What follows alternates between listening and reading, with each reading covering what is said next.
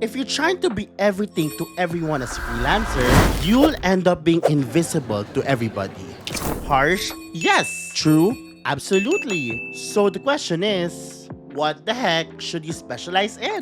And let's figure that out today. Here's the thing, when you start freelancing, everyone says find your niche, find your thing, but how?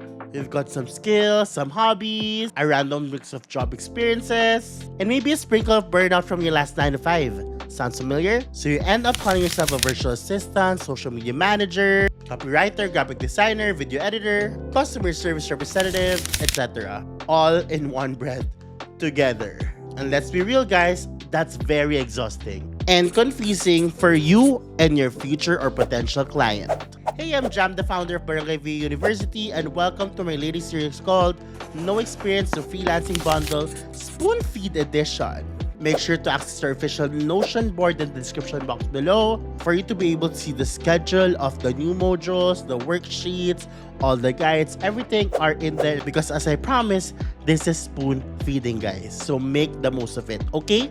Going back, I'm about to give the solution to your problem, so might as well like, subscribe, and hit the notification bell because what I'm about to bring to the table is valuable. Now, here's the fix. I need to fix my hair.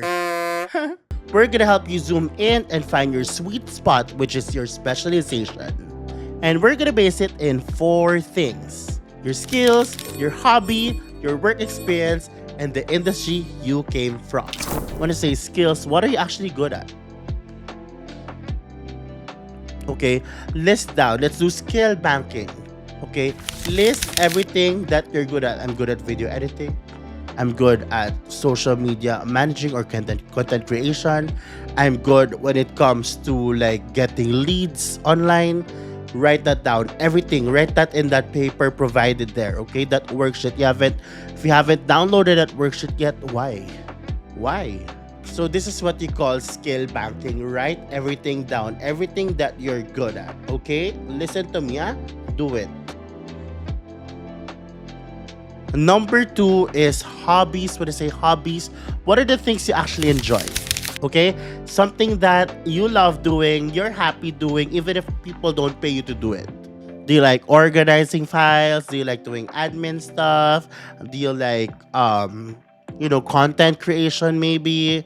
Do you like podcasting? What are your hobbies? It's important that what you do as a career is something that you enjoy, okay? Is something that you love. Number 3, work experience.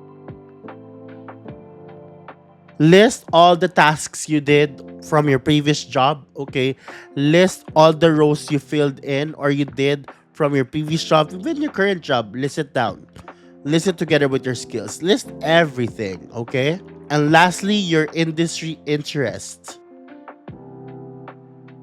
What kind of clients or businesses that you want to work with or you're comfortable working for already in the future because you've been in that industry already and you know that industry very, very well. List everything down. I give you a worksheet. Why you're not listing it down?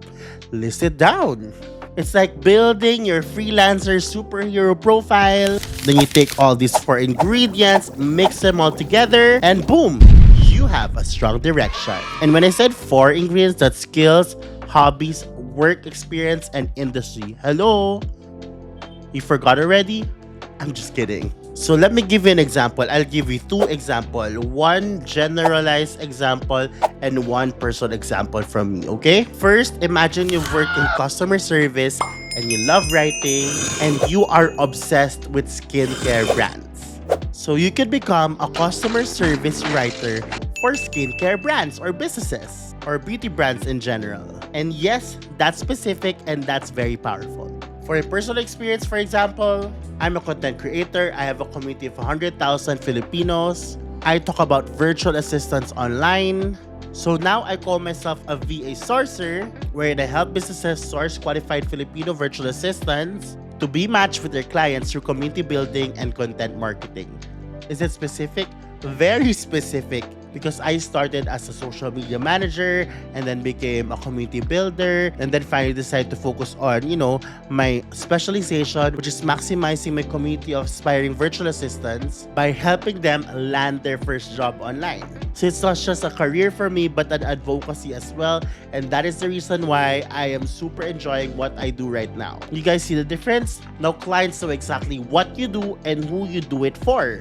And that's how you stand out. So here's your mission, guys. Once again, if up to now you haven't downloaded that worksheet link in that Notion board, downloaded it, print it, list everything that I talked about earlier, your skills, your work experience, your hobbies, and your industry of choice.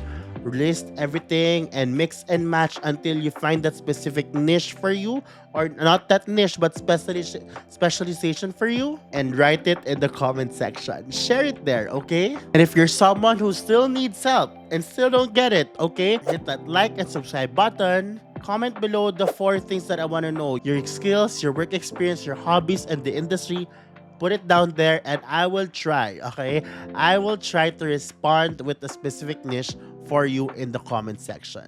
And that way you guys can start your freelance journey already. Remember, you don't need to niche down forever. You just need to niche down for now. Also remember that it's a process. You will discover yourself along the way, so do not pressure yourself much. Let's make your freelance life clearer, stronger, and more aligned with you. Have a great day!